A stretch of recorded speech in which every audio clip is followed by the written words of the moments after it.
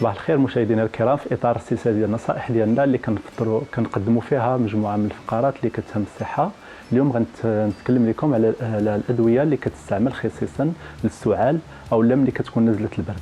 هذه الادويه هي متنوعه، كتبدا بليسيرو اونتيتيسيف اللي كنداوي بها السعال ملي كتكون كحه عامره، او لا كنداوي بها الكحه ملي كتكون خاويه.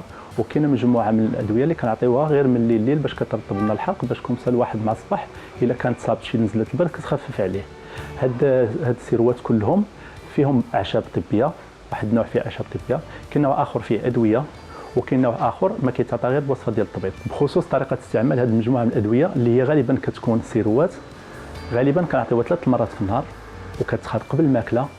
وكاين واحد النوع اخر كنعطيو غير معلقه من الليل اللي كتكون عنده علاقه بديك السعاله اللي كتجي غير في الليل واللي كتفيق الواحد من النعاس.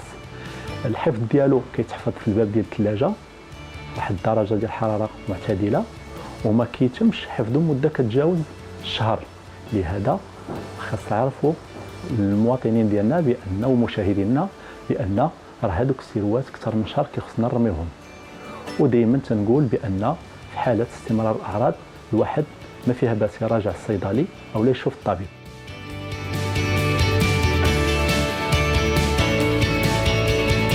بالنسبه لهذه المجموعه من الادويه اللي قلنا بان اغلبيتها كتكون محاليل ديال الشرب يعني سيروات، راه كاينه واحد الفئه خاصه غير بالاطفال، وكاينه واحد الفئه خاصه بالبالغين.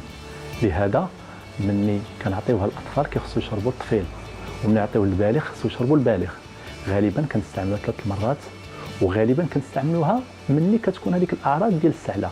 الا توقفات السعله كنزيدوا واحد يوم يومين، ومن بعد كنقولوا للمريض انه يوقفوا تلقائيا من تلقائيه راسو، ولا بغى يحتفظ به في الدار ديالو، غير كما قلنا ما تجاوز مده الحفظ ديالو اكثر من شهر وفي الباب ديال الثلاجه.